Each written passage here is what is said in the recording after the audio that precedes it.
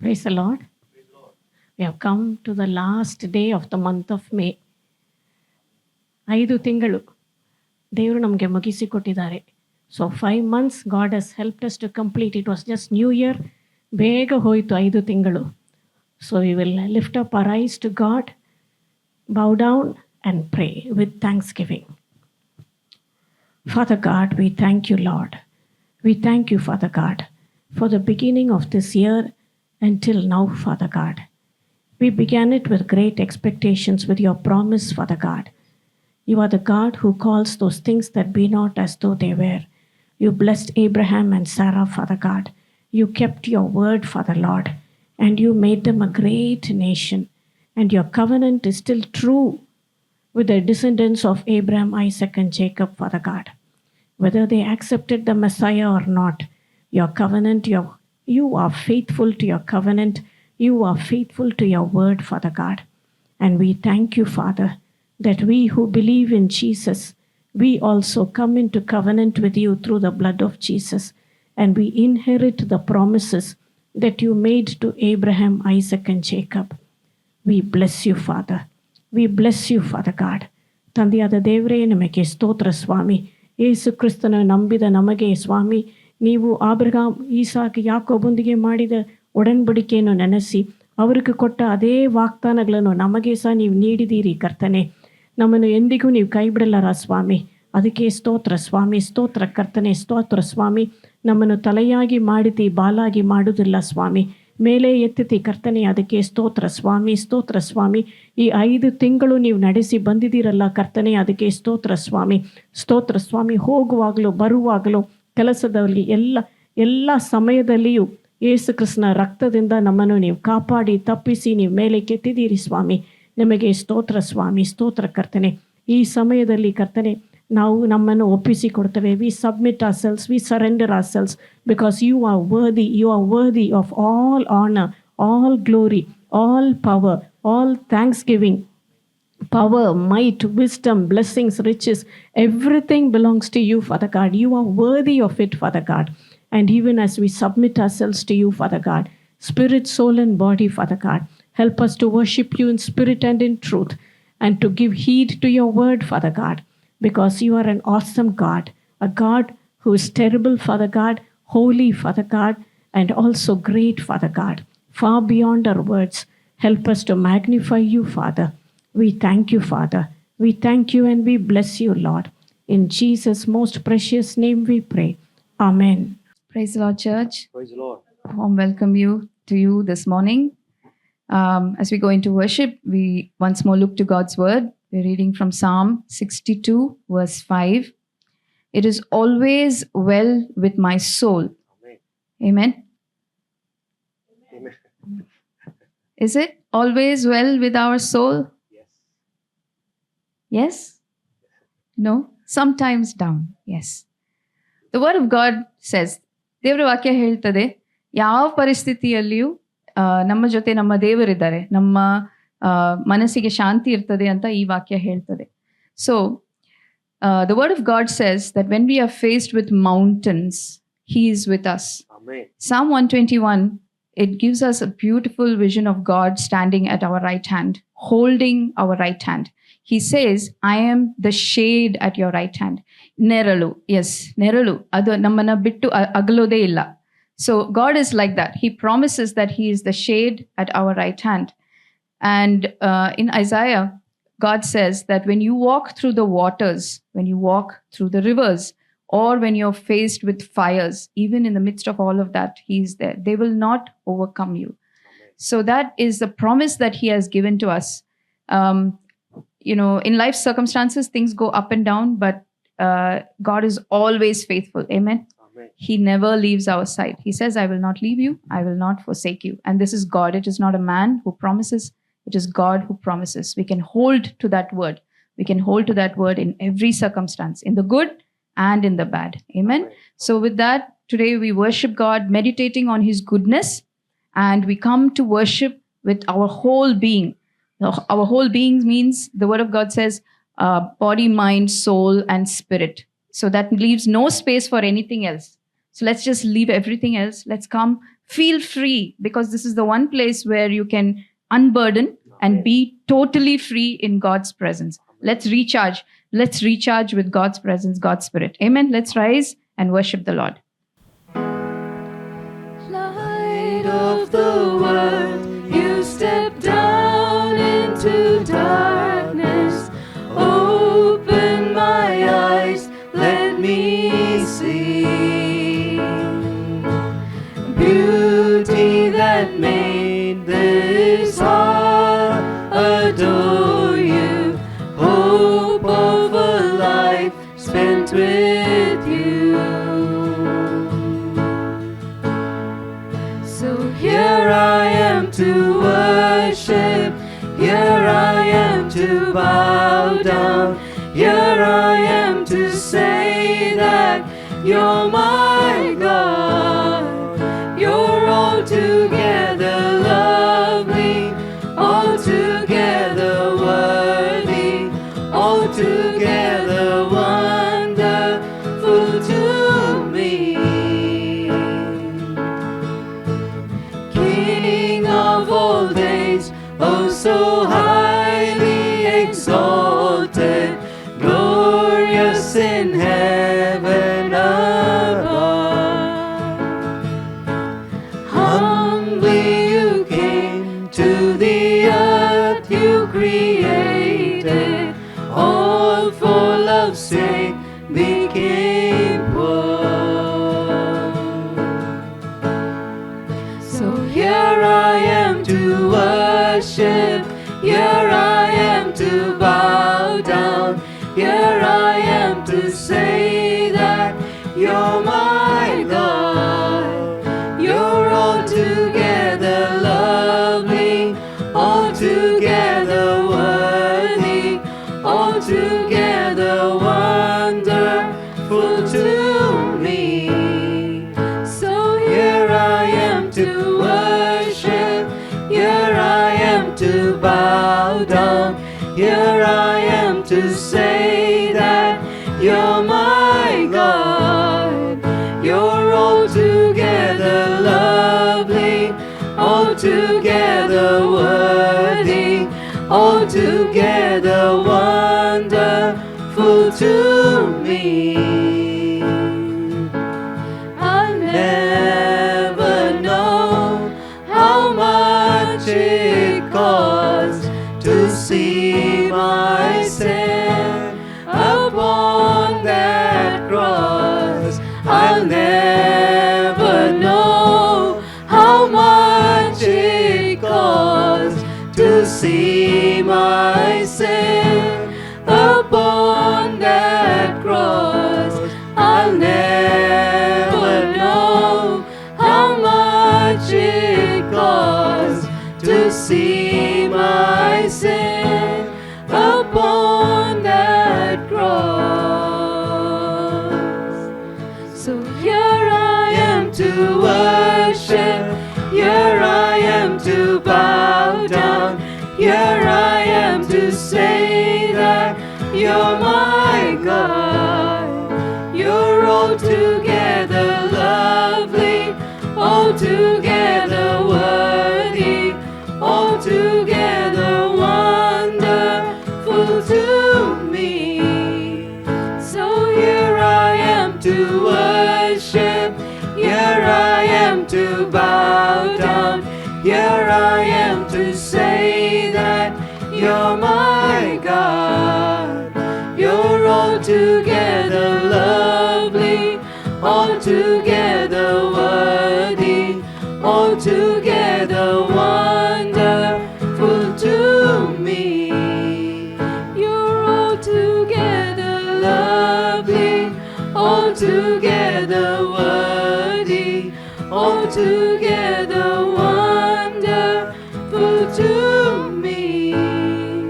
You're altogether lovely, altogether worthy, altogether wonderful to me. Yes, Lord, that's who you are, O Lord Yes, God. Lord. You are wonderful, Thank O you. Lord We God. praise you, Father God. You are wonderful, O Lord God. You are glorious, O Lord God. You are worthy, O Lord God. Yes, O Lord. Yes, O Lord. You're worthy. We worship you, God. We are here to worship you, O Lord God, with all that we are, O Lord God, for who you are to us, O Lord God, because you are the strength within our soul, O Lord Yes, O God. Lord. Thank you, Jesus. You are the shade at our right hand, O Thank you, Lord God. Jesus. Thank You never leave us, you never forsake us, O Lord God. Thank you, Father, for all the love that you have poured out on us, O Lord God. You gave us your Son, O Lord. You gave us your Son, O Lord. And we thank you, Lord Jesus. Such great love, O Lord.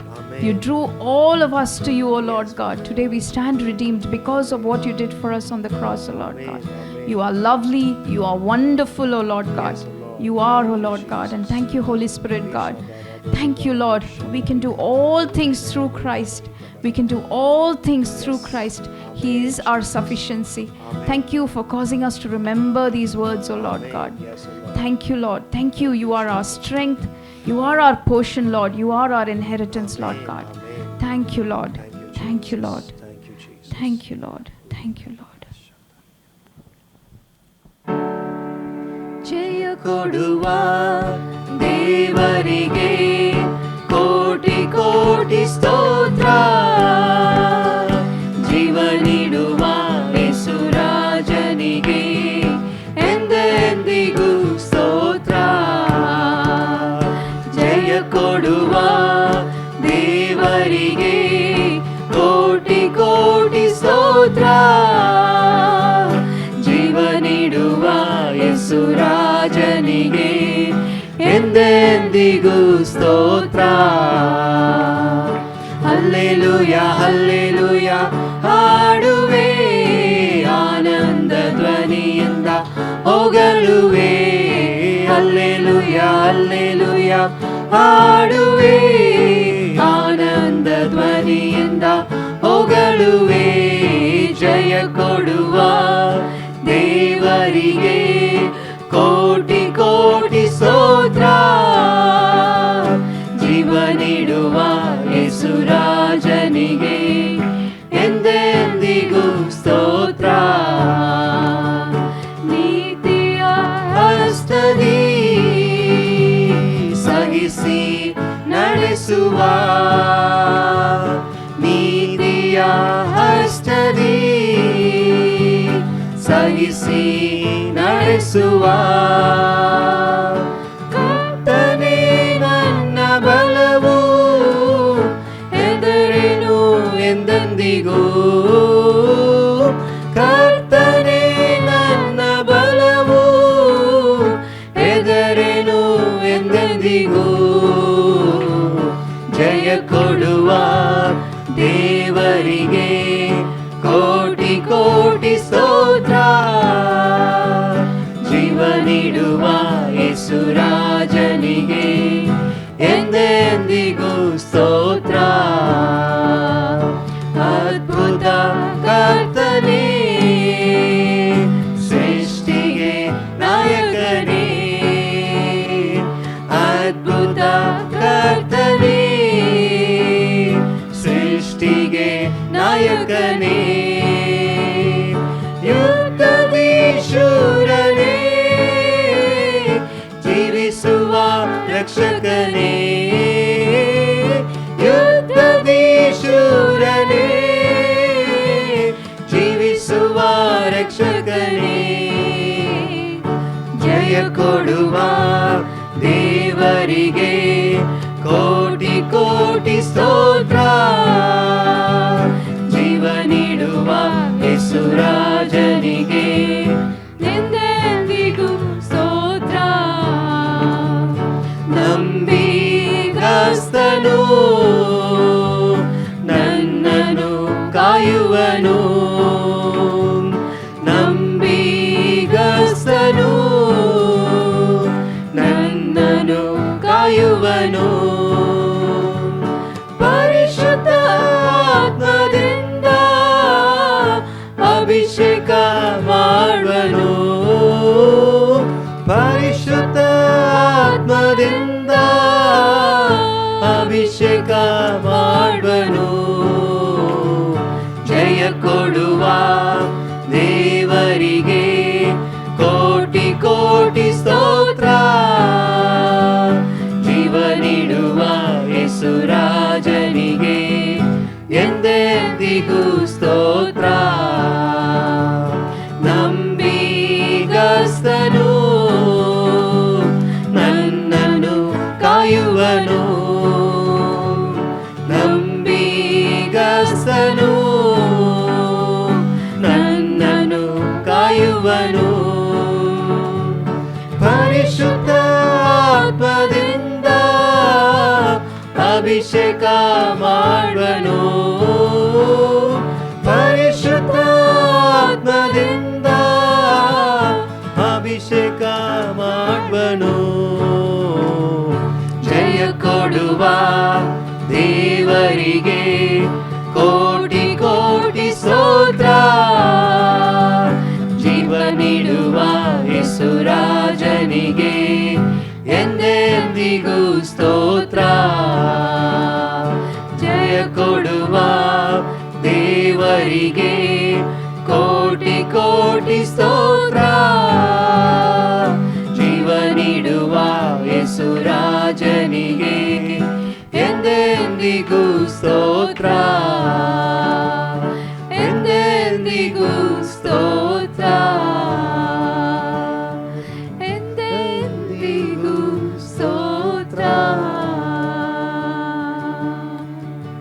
Yes, Lord, Thank you, praises Jesus. and Yes, worship to Lord. you are from Amen. forever Thank to you for forever, your O Lord victory, God, Lord, this because you are morning. Almighty You are God, O Lord granting God. your victory Thank you, upon Lord all Jesus, people, O Lord for the God. cross, for the victory through the cross, O Lord God, that we can do all things through Christ, O Lord God, that He within us is greater than He that is in the world, O Lord God. Thank you for the authority you vested in the church, Lord Jesus. Thank you, Lord, that you go before us, O Lord God, bringing down every mountain, O Lord God, lifting up every valley, Lord Jesus. Thank you, Lord God, that you've promised that you will walk with us, O Lord God, through the waters, through the rivers, O Lord God, and through the fire, O Lord God. Thank you, Lord. Thank you. Thank you for being our everything, Lord Jesus. Thank you for being our all sufficiency, Lord Jesus. Thank you for being our strength, O Lord, in our weakness. Thank you, Lord Jesus. Thank you, Lord Jesus. You are my strength when I am weak. You are the treasure that I seek. You are my all in all. Seeking you as a precious jewel, Lord, to give up I'd be a fool. You are my all in all. Jesus, Lamb of God, worthy is your name.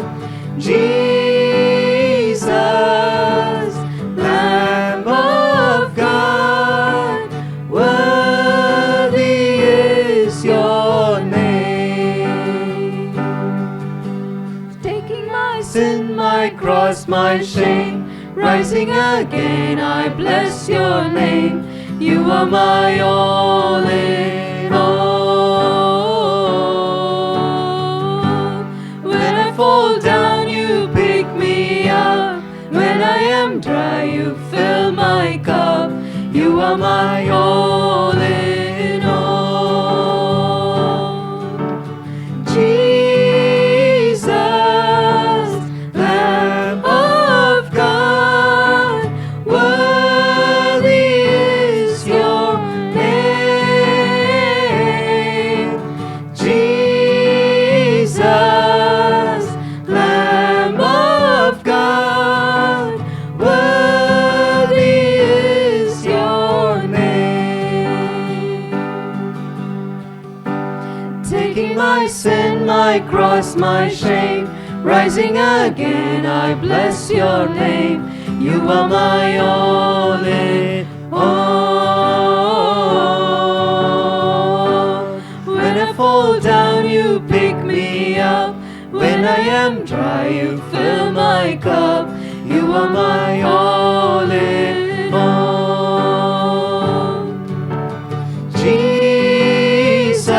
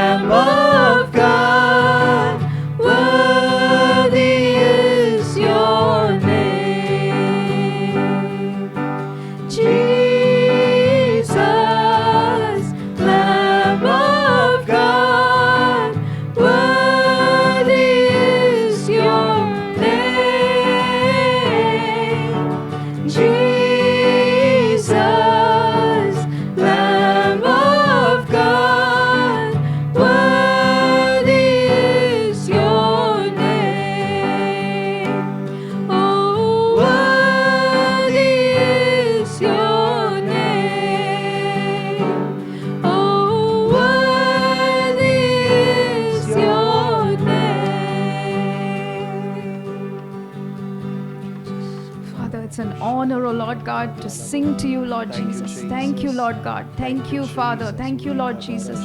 Thank you, Holy Spirit, God. Thank you for your presence, God. Thank you. You are here, Lord, in our midst, O Lord God. Thank you for being everything to us, O Lord God. For keeping our souls at peace, O Lord God. In the overwhelming situations, Lord, you are there like a pillar, O Lord God. You cause us to walk on dry ground, O Lord God. You make ways where there are no ways, O Lord God.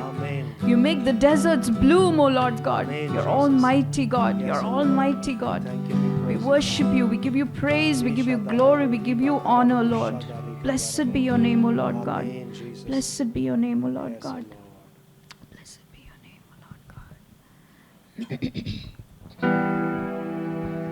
ಪರಲೋಕದಲ್ಲಿ ಇರುವ ತಂದೆ, ಪರಿಶುದ್ಧವಾದ ನಿನ್ನ ನಾಮ. ಪರಲೋಕದಲ್ಲಿ ಇರುವ ತಂದೆ, ಪರಿಶುದ್ಧವಾದ ನಿನ್ನ ನಾಮ.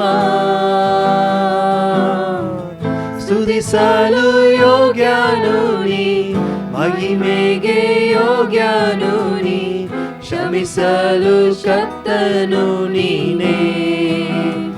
ಓ ಸ್ತುತಿಸಲು ಯೋಗ್ಯನು ನೀ, ಮಹಿಮೆಗೆ ಯೋಗ್ಯನು ನೀ, ಕ್ಷಮಿಸಲು ಶಕ್ತನು ನೀನೇ.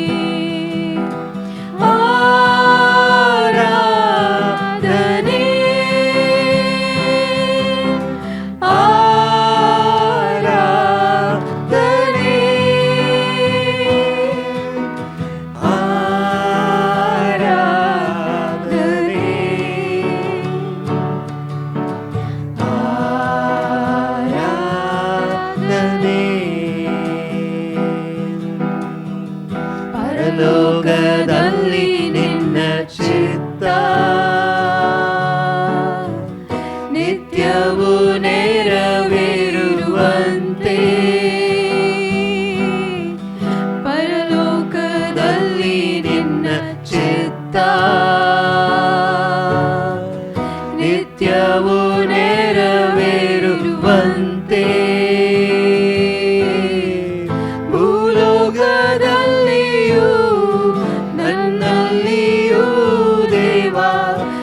ಚಿತ್ತ ನೆರವೇರಲಿ. ಓ ಭೂಲೋಕದಲ್ಲಿಯೂ ನನ್ನಲ್ಲಿಯೂ ದೇವ ನಿನ್ ಚಿತ್ತ ನೆರವೇರಲಿ.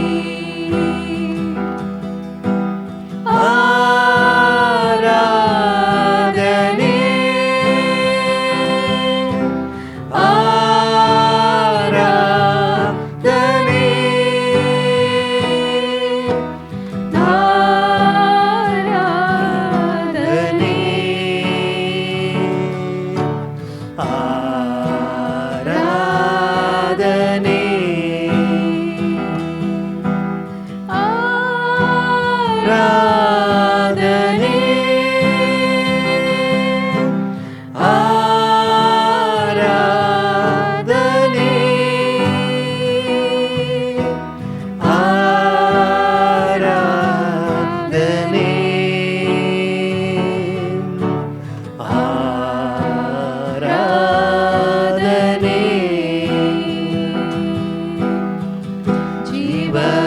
ರೊಟ್ಟಿ ನೀನೆ ದೇವಾ,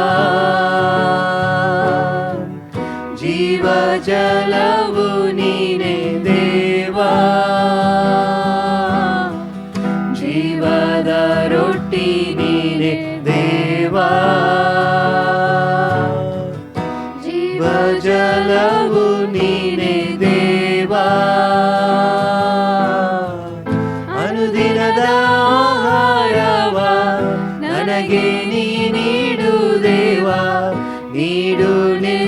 ನಿನ್ನಾತ್ಮ ನನಗೆ ಓ ಅನುದಿನದ ಆಹಾರವ ನನಗೆ ನೀಡು ದೇವಾ ನೀಡು ನಿನ್ನಾತ್ಮ ನನಗೆ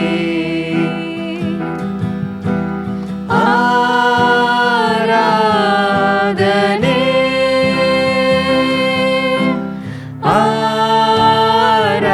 ಆರಾಧನೆ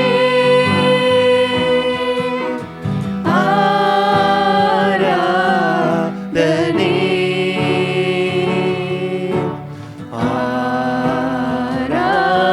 ಆರಾಧನೆ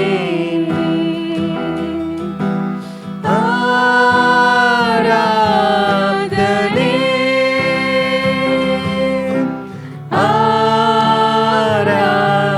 ಆರಾಧನೆ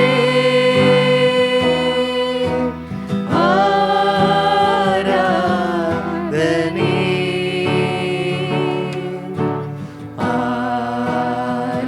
ಆರಾಧನೆ ಶೋಧನೆಯಲ್ಲಿ ಬೀಳದಂತೆ ವಾಕ್ಯದ ಬೆಳಕು ನೀಡು ದೇವಾ ಶೋಧನೆಯಲ್ಲಿ ಬೀಳದಂತೆ ವಾಕ್ಯದ ಬೆಳಕು ನೀಡು ದೇವಾ ಇತರರ ತಪ್ಪುಗಳನ್ನು ನಾ ಕ್ಷಮಿಸುವಂತೆ ದೇವಾ ನೀಡು ಕ್ರಿಸ್ತನ ಮನಸ್ಸು ಓ ಇತರರ ತಪ್ಪುಗಳನ್ನು ನಾ ಕ್ಷಮಿಸುವಂತೆ ದೇವಾ ನೀಡು ಕ್ರಿಸ್ತನ ಮನಸ್ಸು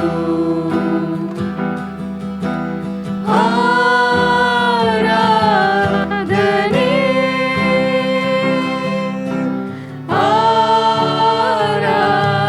ಆರಾಧನೆ ಆರಾಧನೆ ಆರಾಧನೆ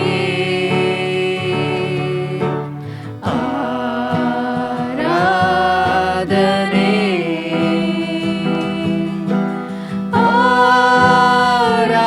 ಆರಾಧನೆ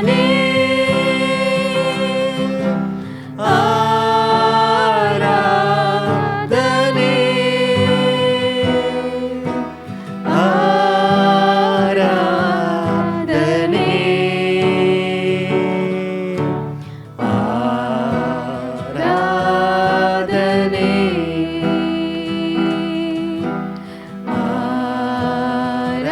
ಆರಾಧನೆ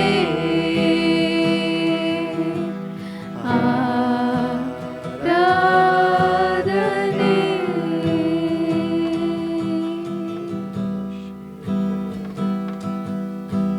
Worship the Lord, church. Our Lord is in our midst. Worship the Lord. Worship the Lord. Amen. He's beautiful. He's holy. He is God. He is God, our God, who stands in the midst of His church. Thank you, Lord. Thank you. Thank you, Lord. Thank you, Lord. Thank you, Lord, for the grace to come together to worship you as your children, as your priests, Lord, to minister before you, Lord God, to set before you incense, Lord, as praise and worship, Lord God. Thank you so much, Father. Thank you so much, Lord Jesus. Thank you, Holy Spirit, God.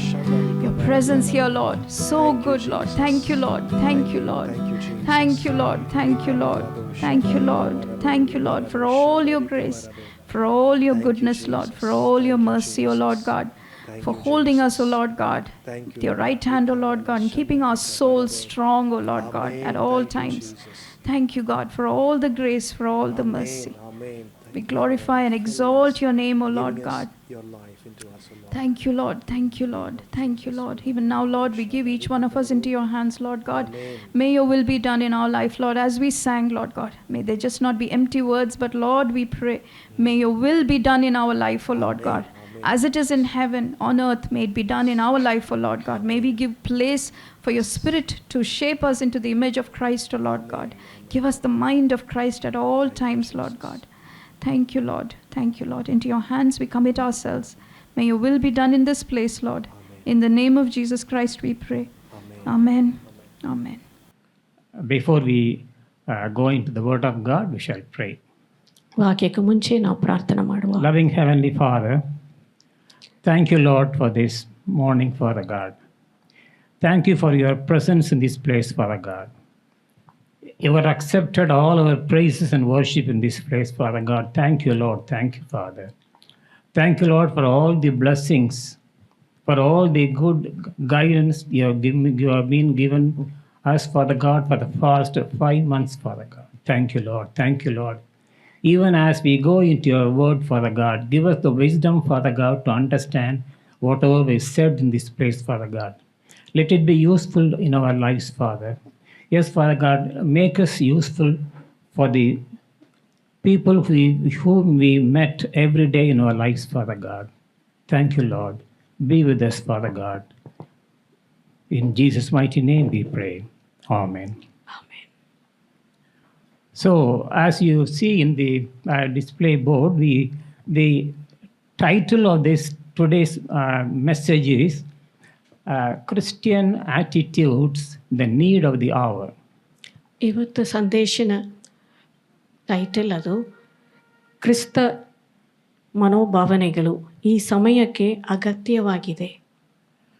We Christians have a mission in this world. ಕ್ರೈಸ್ತರಾದ ನಮಗೆ ಈ ಲೋಕದಲ್ಲಿ ನಮಗೆ ಒಂದು ಸೇವೆ ಉಂಟು.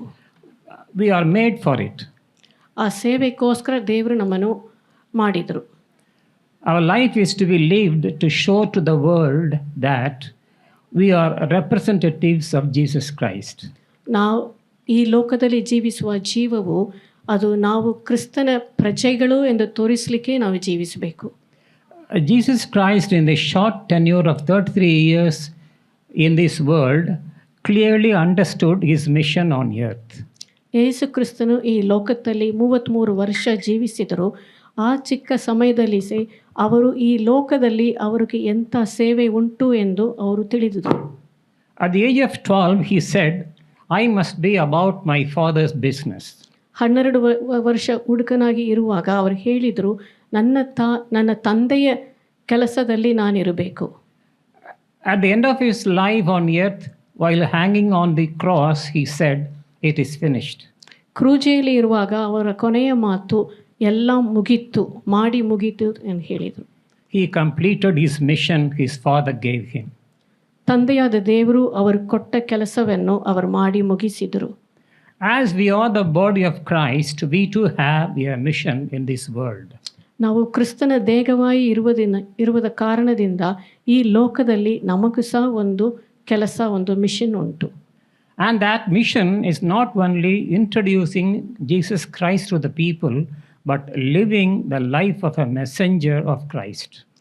ಆ ಸೇವೆ ನಾವು ಬೇರೆ ಇದರ ಜನರಿಗೆ ಯೇಸು ಕ್ರಿಸ್ತನ ಅವರನ್ನು ತಿಳಿಸುವುದು ಮಾತ್ರವಲ್ಲ, ಆದರೂ ನಾವು ಕ್ರಿಸ್ತನ ಹೇಗೆ ಜೀವಿಸಿದರೋ ಆ ಜೀವವನ್ನು ನಮ್ಮ ಜೀವಿತದಲ್ಲಿ ನಾವು ತೋರಿಸಬೇಕು.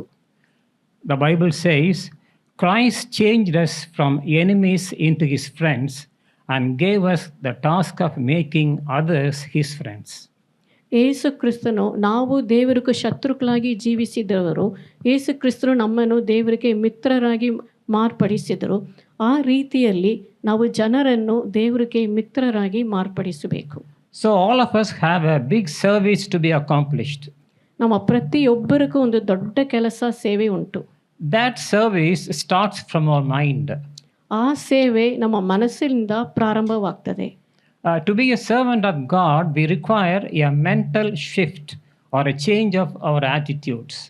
ದೇವರ ಸೇವಕನಾಗಿ ನಾವು ಇರಬೇಕಂದ್ರೆ ನಮ್ಮ ಮನಸ್ಸಿನಲ್ಲಿ ಒಂದು ಬದಲಾವಣೆಯಾಗಬೇಕು. We know the story of Amaziah, ನಮಗೆ ಅಮೇಸಿಯಾ ಅವರ ಕಥೆ, King Amaziah.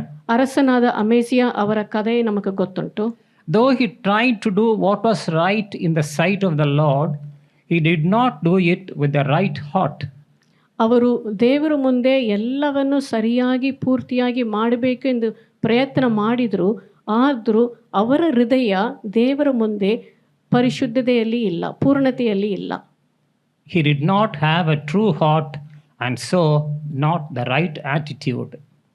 ಅವರ ಹೃದಯ ದೇವರ ಮುಂದೆ ಸರಿಯಾಗಿ ಇಲ್ಲದ ಕಾರಣದಿಂದ ಅವರ ಮನೋಭಾವನೆ ಸಹ ಸರಿಯಾಗಿ ಇಲ್ಲ. So he lost God's favor. ಆ ಕಾರಣದಿಂದ ಅವ್ರಿಗೆ ದೇವರ ದಯೆಯನ್ನು ಅವರು ತೊಲಗಿಬಿಟ್ರು. What kind of attitude should we have? ಯಾವ ಮನೋಭಾವ ನಮಗಿರಬೇಕು? Philippians 2:5 says, ಫಿಲಿಪಿಯರ್ 2:5 ಹೇಳ್ತದೆ, in your relationship with one another, have the same mindset as Jesus Christ. ಪ್ರತಿಯೊಬ್ಬರೊಟ್ಟಿಗೆ ಇರುವ ಸಂಬಂಧದಲ್ಲಿ ನಿಮಗೆ ಕ್ರಿಸ್ತ ಯೇಸುವಿನಲ್ಲಿ ಇದ್ದಂಥ ಮನಸ್ಸು ನಿಮ್ಮಲ್ಲಿಯೂ ಇರಲಿ. In other words, we can say, think of yourselves the way Christ Jesus thought of himself. ಯೇಸು ಕ್ರಿಸ್ತನು ಹೇಗೆ ತಮ್ಮನ್ನು ನೆನೆಸಿ ಇದ್ದರೋ, ಯಾರೆಂದು ಅವರು ನೆನೆಸಿ ಇಟ್ಟರೋ ಆ ರೀತಿಯಲ್ಲಿ ನೀವು ಸಹ ನಿಮ್ಮನ್ನು ನೆನೆಸಬೇಕು. And that is the right attitude the servants of God need to have. ಅದೇ ಸರಿಯಾದ ಮನೋಭಾವ ನಾವು ದೇವರ ಸೇವಕರಾಗಿ ನಾವೆಲ್ಲರೂ ಪಡೆದುಕೊಳ್ಳಬೇಕು. We know the attitude is the activity of the mind. ಮನೋಭಾವ ಅದು ನಮ್ಮ ಮನಸ್ಸಿನಲ್ಲಿ ನಡೆಯುವ ಕೆಲಸವಾಗಿದೆ. Now we are not going to analyze all the attitudes. ನಾವು ಎಲ್ಲ ಮನೋಭಾವನೆಗಳನ್ನು ನಾವು ಆಲೋಚನೆ ಮಾಡಲಿಕ್ಕಿಲ್ಲ. Some 5 attitudes that Jesus Christ expects from us to be his servants. 5 ಮನೋಭಾವನೆಗಳು ಯೇಸು ಕ್ರಿಸ್ತನು ನಮ್ಮಲ್ಲಿ ಯಾವುದನ್ನು ಬಯಸ್ತಾರೆ, ನಾವು ದೇವರ ಸೇವಕರಾಗಿ ಇರಬೇಕೆಂದು ಅವರು ಯಾವುದು ಭಾವನೆಗಳು ಇರಬೇಕೆಂದು ನೆನೆಸ್ತಾರೋ ಅದನ್ನು ಆಲೋಚಿಸುವ. They are the attitude of identity, ಅದು ಗುರುತಿನ ಮನೋಭಾವ, attitude of humility, ದೀನಭಾವ, attitude of accountability, ಹೊಣೆಗಾರಿಕೆಯ ಮನೋಭಾವ, attitude of pliability, ಮೃದುವಾದ ಮನೋಭಾವ, and the attitude of expendability. ವೆಚ್ಚ ಮಾಡುವ ಮನೋಭಾವ. We shall see in detail one by one. ಇದು ಪ್ರತಿಯೊಂದು ಮನೋಭಾವನೆಯನ್ನು ನಾವು ಡೀಟೇಲ್ಡ್ ಆಗಿ ನೋಡುವ. The first one is attitude of identity. ಗುರುತಿನ ಮನೋಭಾವ. We shall read from 2 Corinthians 5:17.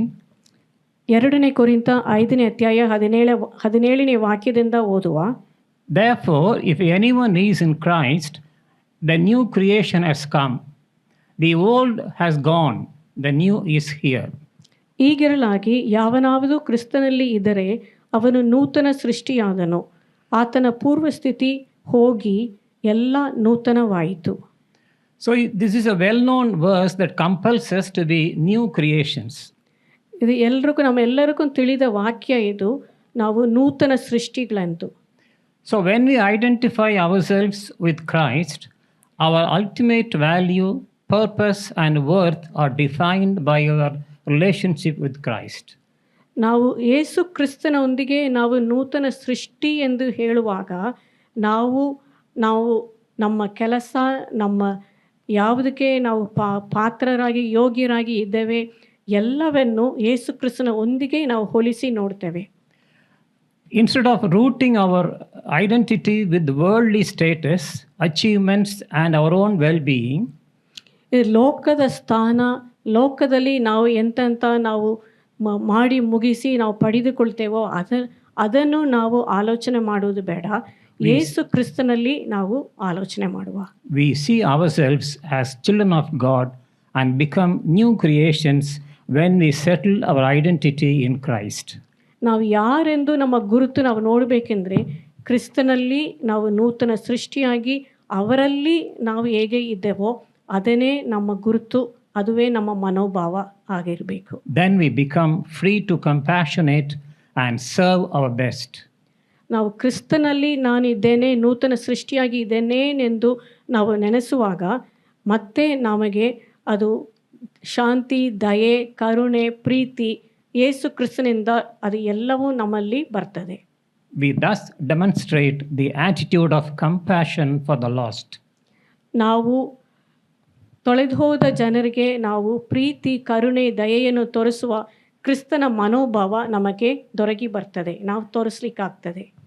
Then we become heavily burdened, and this burden keeps us not winning praises from men, but surely winning the praise of God. ನಾನು ಯೇಸು ಕ್ರಿಸ್ತನಲ್ಲಿ ಇದ್ದೇನೆ ಎಂಬ ಗುರುತು ನಮ್ಮಲ್ಲಿ ಆ ಮನೋಭಾವ ಸ್ಟ್ರಾಂಗ್ ಆಗಿ ಇರುವಾಗ ನಮಗೆ ಅದು ಕ್ರಿಸ್ತನ ಆತ್ಮ ಭಾರ ಕ್ರಿಸ್ತನಲ್ಲಿ ಇದ್ದದ ಹಾಗೆ ನಮಗೆ ಸಹ ಹೆಚ್ಚಾಗಿ ಬರ್ತದೆ. ದೇವರ ಮುಂದೆ ನಮಗೆ ದಯೆ ತೊರಗ್ತದೆ. By identifying ourselves with Christ, we are in the heavenly race and we care deeply about our neighbors. ನಾವು ಯೇಸು ಕ್ರಿಸ್ತನಲ್ಲಿ ನಾನು ಇದ್ದೇನೆ ಎಂಬ ಗುರುತು ನಮ್ಮಲ್ಲಿ ಅದು ಗಟ್ಟಿಯಾಗಿ ಬಲವಾಗಿ ಇದ್ದರೆ ನಾವು ಪರಲೋಕದ ರಾಜ್ಯಕ್ಕೋಸ್ಕರ ನಮ್ಮ ಹತ್ತಿರ ಇರುವ ಎಲ್ಲ ಜನರನ್ನು ನಾವು ಅವರ ರಕ್ಷಣೆಯೊಳಗೆ ನಡೆಸಲಿಕ್ಕೆ ನಮಗೆ ಸಾಧ್ಯವಾಗ್ತದೆ. Book of Matthew, chapter 9, verse 37. ಮತ್ತೆಯು 9:37 ವಾಕ್ಯ. Then he said to his disciples, "The harvest is plentiful, but the workers are few." ಆಗ ತನ್ನ ಶಿಷ್ಯರಿಗೆ ಬೆಳೆಯು ಬಹಳ, ಕೆಲಸದವರು ಸ್ವಲ್ಪ. This is the burden Jesus had. ಇದುವೇ ಯೇಸು ಕ್ರಿಸ್ತನಲ್ಲಿ ಇದ್ದ ಭಾರ. That is the burden we need to have. ಈ ಭಾರ ಇದು ನಾವು ಸಹ ಹೊತ್ತುಕೊಳ್ಬೇಕು. And in the previous verse he says, when he saw the multitudes, he was moved with compassion on them because they fainted and were scattered abroad as a sheep having no shepherd. 36ನೇ ವಾಕ್ಯದಲ್ಲಿ ಹೇಳ್ತದೆ, ಯೇಸು ಕ್ರಿಸ್ತನು ಬರುವ ಜನರನ್ನು ನೋಡಿ ಅವ್ರಿಗೆ ಕುರುಬನಿಲ್ಲದ ಕುರಿಗಳಾಗಿ ಅವರಿದ್ದಾರೆ ಎಂದು ನೆನೆಸಿ ಅವ್ರಿಗೆ ಭಾರವಾಯಿತು. ಆ ಕಾರಣದಿಂದ ಅವರನ್ನು ಎಲ್ಲರನ್ನೂ ರಕ್ಷಿಸಬೇಕು ಎಂದು ಭಾರ ಬಂತು. It is appropriate to remember at this time the verse from John 3:16. ಈ ಸಮಯದಲ್ಲಿ ಯೋಹಾನ್ 3ನೇ ಅಧ್ಯಾಯ 16ನೇ ವಾಕ್ಯವನ್ನು ನಾವು ನೆನೆಸಿಕೊಳ್ಳಬೇಕು.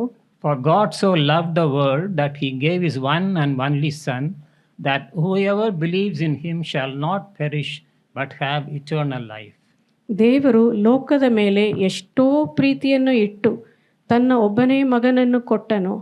ಆತನನ್ನು ನಂಬುವ ಒಬ್ಬನಾದರೂ ನಾಶವಾಗದೆ ಎಲ್ಲರೂ ನಿತ್ಯ ಜೀವವನ್ನು ಪಡೆಯಬೇಕೆಂದು ಆತನನ್ನು ಕೊಟ್ಟನು. When Apostle Paul identified himself with Christ, he had the real compassion.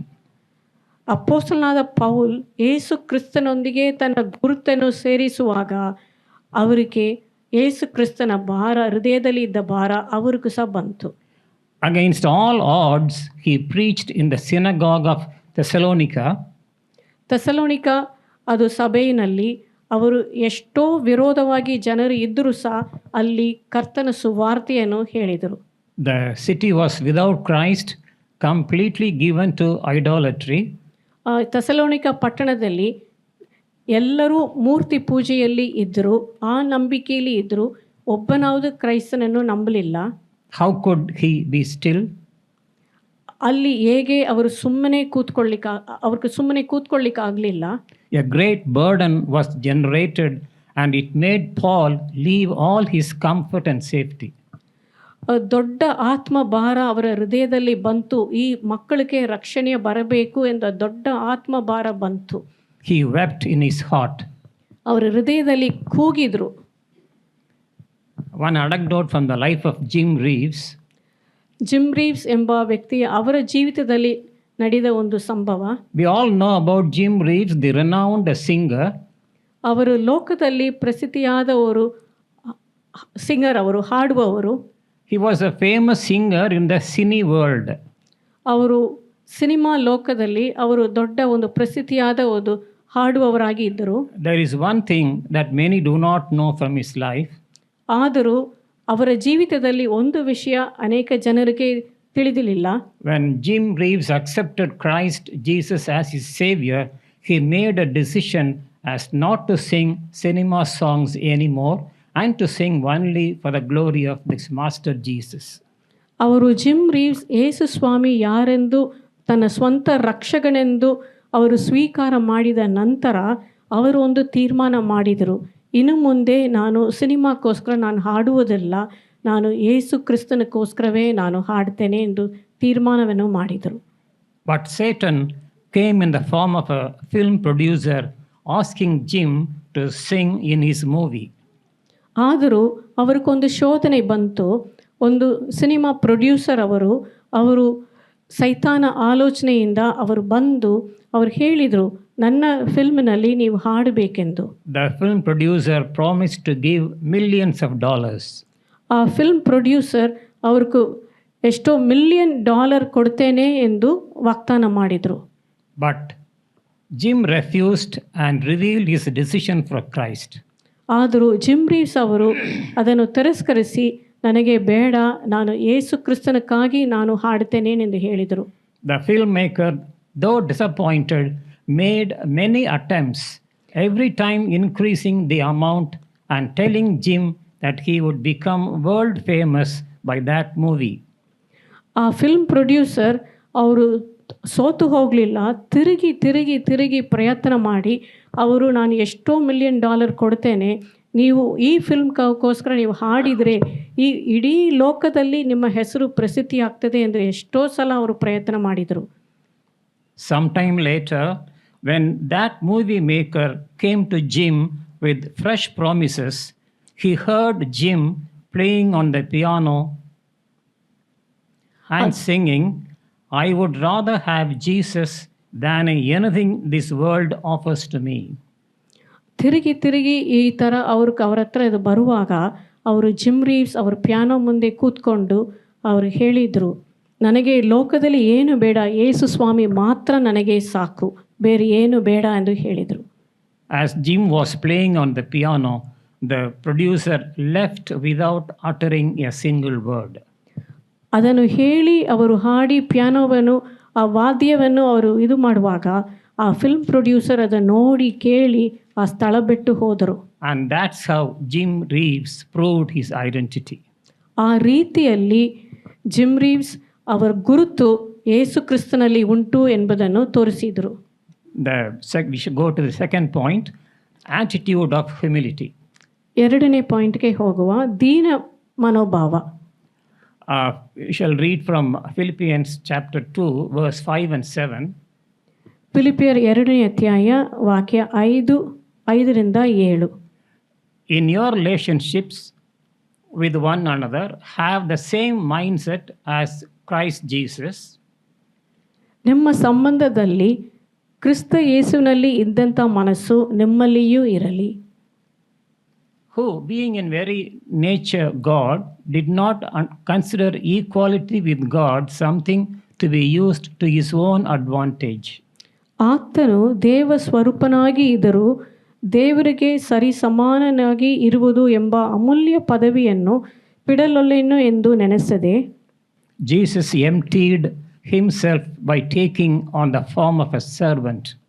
ಯೇಸು ಕ್ರಿಸ್ತನು ತನ್ನನ್ನು ಬರಿದು ಮಾಡಿಕೊಂಡು ದಾಸನ ರೂಪವನ್ನು ಧರಿಸಿಕೊಂಡು ಮನುಷ್ಯರಿಗೆ ಸದೃಶ್ಯನಾದನು. He willingly set aside his heavenly glory, majesty, and divine attributes to accomplish the salvation of humanity. ಅವರು ಪೂರ್ಣ ಮನಸ್ಸಿಂದ ಸ್ವಂತ ಇಚ್ಛೆಯಿಂದ ಅವರು ಪರಲೋಕದಲ್ಲಿ ಇದ್ದ ಅವರ ಮಹಿಮೆ, ಘನ, ರಾಜ್ಯತ್ವ ಎಲ್ಲವನ್ನು ಬಿಟ್ಟು ಈ ಲೋಕದಲ್ಲಿ ಒಂದು ದಾಸನಾಗಿ ಬಂದು ಎಲ್ಲರನ್ನು ರಕ್ಷಿಸಬೇಕು ಎಂದು ತನ್ನನ್ನು ಸಮರ್ಪಿಸಿದನು. And that is the attitude of humility we ought to practice. ಆ ದೀನ ಮನೋಭಾವವನ್ನು ನಾವು ಸಹ ನಮ್ಮ ಜೀವಿತದಲ್ಲಿ ನಾವು ತೋರಿಸಬೇಕು. Humble servants focus not on themselves but on others. ದೀನ ಸೇವಕರು ತನ್ನ ಮೇಲೆ ಅವರು ಇಂಪಾರ್ಟೆನ್ಸ್ ಅದನ್ನು ಇಡುವುದಿಲ್ಲ, ಬೇರೆ ಇದರ ಜನರ ಮೇಲೆ ಅವರು ಮುಖ್ಯತ್ವ ಕೊಡ್ತಾರೆ. They are self-forgetful. ಅವರು ಈ ಥರ ಸೇವಕರುಗಳು ತನ್ನನ್ನೇ ಮರೆತು ಬಿಡ್ತಾರೆ. They forget their own needs and think more about others. ತನ್ನ ಸ್ವಂತ ಅಗತ್ಯವನ್ನು ಮರೆತು ಬಿಟ್ಟು ಇತರ ಜನರ ಅಗತ್ಯವನ್ನೇ ಅವರು ನೆನೆಸ್ತಾರೆ. Is it possible nowadays in our churches or in our workplaces or in our personal lives? ಇದು ನಮ್ಮ ಜೀವಿತದಲ್ಲಿ, ನಮ್ಮ ಕೆಲಸ ಸ್ಥಳಗಳಲ್ಲಿ, ನಮ್ಮ ಸಭೆಗಳಲ್ಲಿ, ಈ ಲೋಕದಲ್ಲಿ ಇದು ಸಾಧ್ಯವಾಗ್ತದೋ? Unfortunately, people serve to be liked, to be admired, and to achieve their own goals.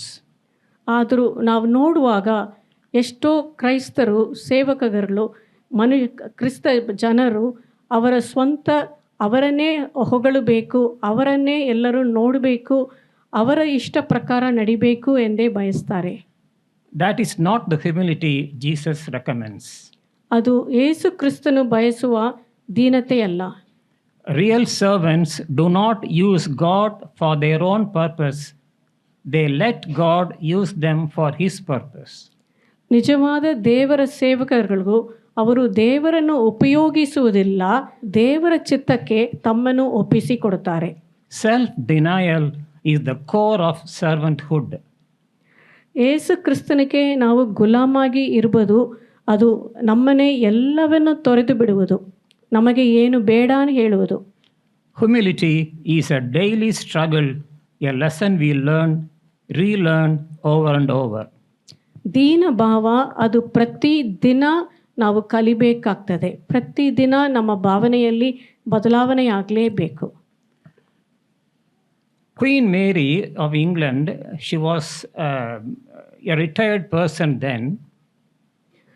England ದೇಶದ ಅರಸಿಯಾದ ಮೇರಿ ಎಂಬವಳು, ಅವರ ಅರಸಿಯ ಕೆಲಸದಿಂದ ಅವರು ವಿಶ್ರಾಂತಿ ಪಡೆದ ನಂತರ Her son, King George VI, took over the reins.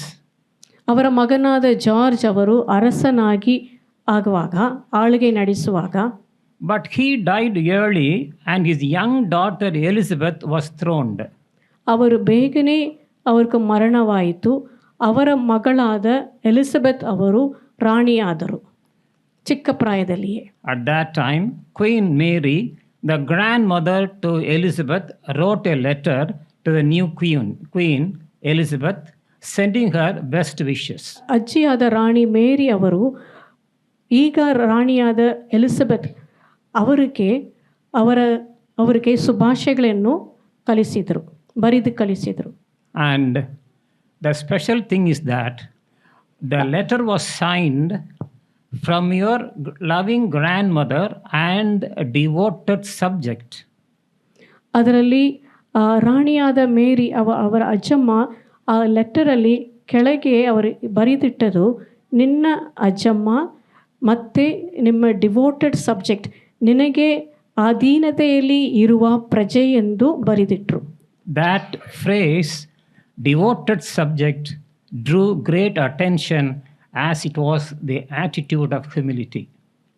ಅದು ಅವರು ಅಜ್ಜಮ್ಮಕ ಕೆಳಗೆ ಅವರು ಬರೆದಿಟ್ಟದು, ನಿನಗೆ ನಿನ್ನ ಅಧೀನದಲ್ಲಿ ಇರುವ ವ್ಯಕ್ತಿಯು ಪ್ರಜೆಯು ಎಂದು ಬರೆದಿಟ್ಟದು ಅವರ ದೀನತೆಯನ್ನು ತೋರಿಸುವುದಾಗಿದೆ. In spite of her stature as a retired Queen of England, Queen Mary referred herself as a devoted subject of the young queen. ಅವರು ವಿಶ್ರಾಂತಿ ಪಡೆದ ರಾಣಿ ಮೇರಿಯಾಗಿ ಇದ್ದರು, ಅವ್ರಿಗೊಂದು ದೊಡ್ಡ ಸ್ಥಾನ ಎಲ್ಲ ಇದ್ದರು. ಅವರ ಎಲಿಜಬೆತ್ ರಾಣಿಯಾದ ನಂತರ ಅವರು ದೀನತೆಯಿಂದ ನಿನ್ನ ಡಿವೋಟೆಡ್ ಸಬ್ಜೆಕ್ಟ್, ನಿನ್ನ ಅಧೀನದಲ್ಲಿ ಇರುವ ಪ್ರಜೆ ಎಂದು ಬರೆದಿಟ್ರು. We read from Matthew 18:4. ಮತ್ತಾಯು 18ನೇ ಅಧ್ಯಾಯ ವಾಕ್ಯ 4 ನಾವು ಓದುವೆವು. Therefore, whoever takes the lowly position of this child is the greatest in the kingdom of heaven. ಹೀಗಿರುವುದರಿಂದ ಯಾವನು ಈ ಚಿಕ್ಕ ಮಗುವಿನಂತೆ ತನ್ನನ್ನೇ ತಗ್ಗಿಸಿಕೊಳ್ಳುತ್ತಾನೋ ಅವನೇ ಕರ್ತನ ರಾಜ್ಯದಲ್ಲಿ ಹೆಚ್ಚಿನವನು. Now we take up the next one, the attitude of accountability. ಈಗ ನೆಕ್ಸ್ಟ್ ಪಾಯಿಂಟ್ಗೆ ಹೋಗುವ, ಹೊಣೆಗಾರಿಕೆಯ ಮನೋಭಾವ. Servants of God are stewards, not owners.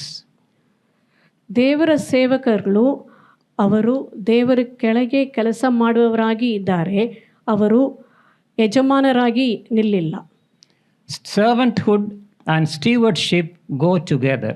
ಕರ್ತನಿಗೆ ಸೇವಕನಾಗಿ ಇರುವುದು ಮತ್ತು ಅವರಿಗೆ ಕೆಲಸ ಮಾಡುವರಾಗಿ ಇರುವುದು ಅದು ಒಂದಕ್ಕೊಂದು ಸೇರಿ ಹೋಗ್ತದೆ.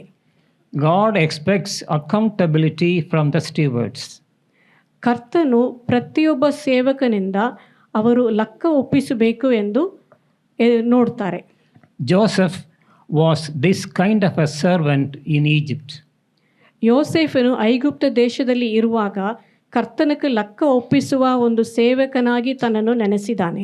Potiphar entrusted Joseph with the complete administration of the whole province. ಪೋತಿಫಾರ್ ಅವರು ಯೋಸೇಫಕ್ಕೆ ಮುಳು ಜವಾಬ್ದಾರಿಯನ್ನು ಕೊಟ್ಟರು. ಅವರ ಸ್ಥಳದಲ್ಲಿ ಇರುವ ಎಲ್ಲವನ್ನು ನೋಡಲಿಕ್ಕೆ ಪೂರ್ತಿಯಾದ ಜವಾಬ್ದಾರಿಯನ್ನು ಕೊಟ್ಟನು. Joseph lived a life of accountability to his master and so escaped from the lustful advances of his mistress. ಯೋಸೇಫ ಮನಸ್ಸಿನಲ್ಲಿ ತನ್ನ ಯಜಮಾನನಾದ ಪೋಟಿಫಾರ್ಗೆ ಅವನು ಲೆಕ್ಕ ಒಪ್ಪಿಸಬೇಕು ಎಂದು ಮನೋಭಾವ ಇದ್ದ ಕಾರಣ ಅವನು ಪೋಟಿಫಾರ ಹೆಂಡತಿ ಹೇಳಿದ ಪಾಪಕ್ಕೆ ತನ್ನನ್ನು ಒಪ್ಪಿಸಿಕೊಡಲಿಲ್ಲ. And that is the accountability we ought to have to the community we live in. ಆ ಥರ ಹೊಣೆಗಾರಿಕೆ ಮನೋಭಾವ ನಮ್ಮಲ್ಲಿ ಇರಬೇಕು ನಾವು ದೇವರ ಸೇವಕರೆಂದು ಹೇಳುವಾಗ. We read from Romans 14:12. ರೋಮರ್ 14:12 ನಾವು ಓದುತ್ತೇವೆ. So then each of us will give an account of ourselves to God. ಈಗಿರಲಾಗಿ ನಮ್ಮಲ್ಲಿ ಪ್ರತಿಯೊಬ್ಬನೂ ತನ್ನ ವಿಷಯವಾಗಿ ದೇವರ ಮುಂದೆ ಉತ್ತರ ಕೊಡಬೇಕು. We have to be accountable to God for everything we have got from our Lord, our talent, our possessions, our profession, our health, and our ministry. ನಾವು ದೇವರ ಸೇವಕರುಗಳಾಗಿ ದೇವರ ಮಕ್ಕಳಾಗಿ ದೇವರಿಂದ ನಾವು ಎಂತೆಂಥ ಪಡೆದುಕೊಂಡಿದ್ದೇವೋ ಅದು ಪ್ರತಿಯೊಂದಕ್ಕೂ ನಾವು ದೇವರಿಗೆ ನಾವು ಲೆಕ್ಕ ಒಪ್ಪಿಸಬೇಕು. ನಮ್ಮ ತಾಲಂತುಗಳು, ನಮ್ಮ ಕೆಲಸ, ನಮ್ಮ ಆಸ್ತಿ, ನಮ್ಮ ಯಾವುದನ್ನು ನಾವು ಪಡೆದುಕೊಂಡಿದ್ದೇವೋ ಎಲ್ಲ ಪ್ರತಿಯೊಂದು ವಿಷಯಕ್ಕೆ ನಾವು ಲೆಕ್ಕ ಒಪ್ಪಿಸಲೇಬೇಕು. Robert Murray was a great preacher of accountability. Robert Murray ಎಂಬವರು ಈ ಹೊಣೆಗಾರಿಕೆ ಮನೋಭಾವ ಇದ್ದ ಒಂದು ಬೋಧಕರು. After his home calling, a preacher visited the church where Robert Murray preached.